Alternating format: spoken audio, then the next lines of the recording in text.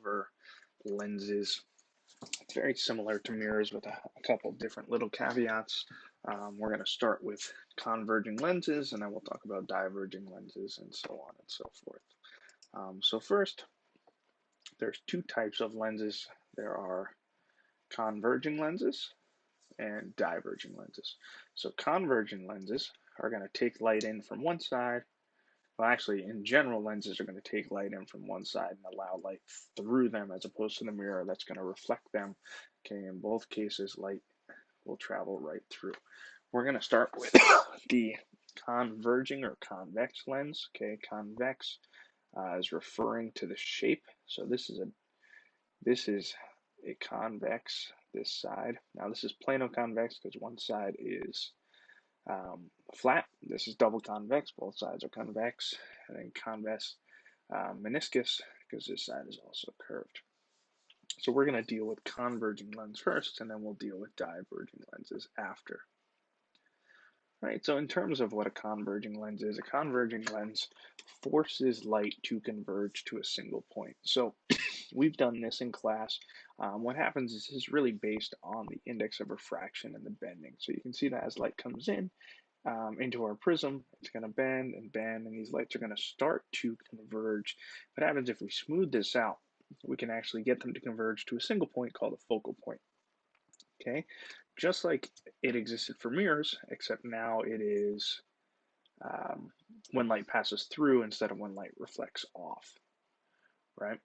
So our focal point is on the other side of the mirror this time, the other side of the lens, as opposed to when it used to be on the same side as the mirror. So we'll talk about some sign conventions in the next couple slides.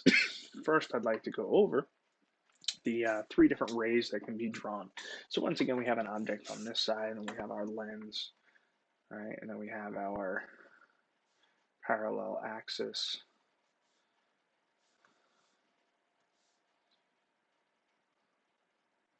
And so the first lens, or the first ray that you can do, is the ray that comes off the tip and goes parallel. Right? So when this was a mirror, this used to go back through the focal point. Instead, now it will go forward through the focal point. Right? It'll travel on and then go through that focal point. Okay, because they're always going to go through the mirror. No reflections here. So parallel to the parallel axis passes through the focal point.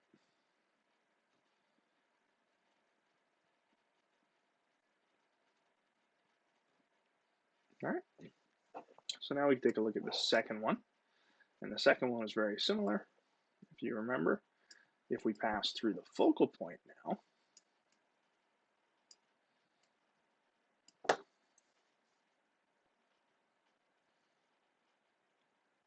then this should just come out parallel to the axis.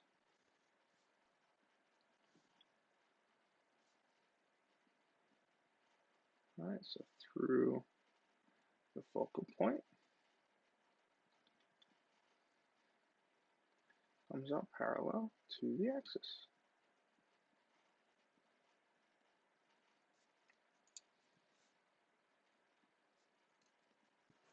All right, and the last one is when you go through the center of the lens, it will just continue. Center of the lens, it will just continue in its trajectory, okay, in that straight line path.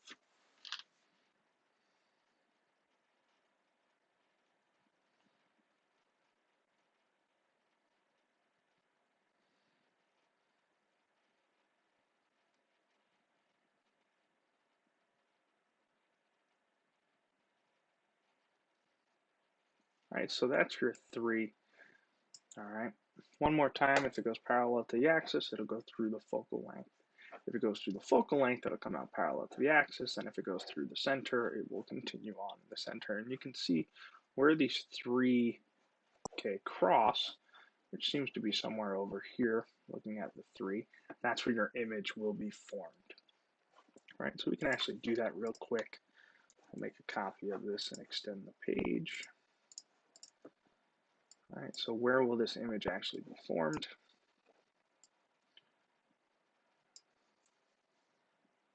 All right, one more time, we'll draw our first ray through the top. We'll grab that center point and put it through our focal length. Okay, that's ray number 1. We'll change the color. All right, the second one will go through the center. Remember, you only need 2 rays to be able to draw your image. Okay, so our image really should be right here, but we'll see if we can't draw on this third ray neatly enough to see that they should all combined. And I'll change my color again.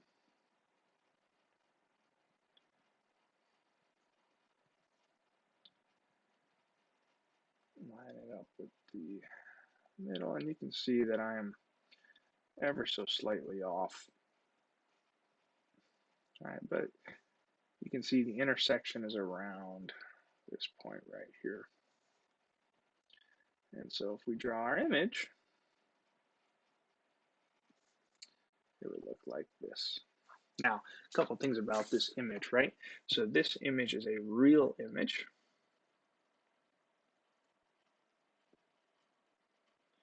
All right, you can project this image on a wall. So if you've got any kind of lenses in your house, maybe glasses or something like that, or a magnifying glass, you can use that to visualize maybe a light up above or something like that on a tabletop. Okay, and I'll see if I can't get a video up for you to see that. The image is inverted, as it should be. And it looks in this case to be about the same size.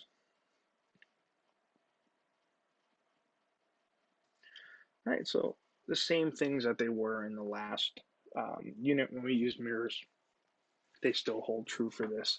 But you notice the real image this time is when it's on the other side of our lens. All right, not on the same side, when it's on the other side. And so the mathematics, there's a couple things that you should know. The equations are still the same. 1 over f equals 1 over s of the object and s of the image. Okay, the distances, and that the height of the image over the height of the object is your magnification, and your SI over SL. Okay, now a couple key things. Okay, the focal length is positive for a converging lens.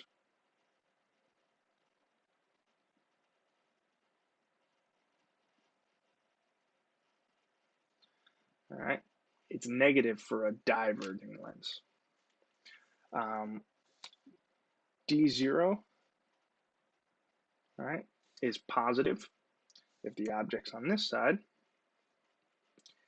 and DI is positive if it's on this side, okay, if the image is real. Now, if the image was on this side, then DI would be 0, since it's supposed to pass through the mirror at this point, or through the lens, right? That's a functional lens is when it passes through the lens, as opposed to a mirror where you don't want it to pass through. Okay, we want the image on the other side of the lens.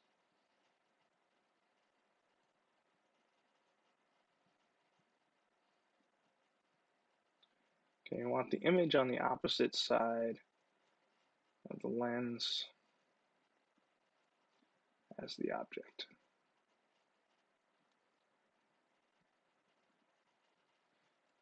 In order to be real.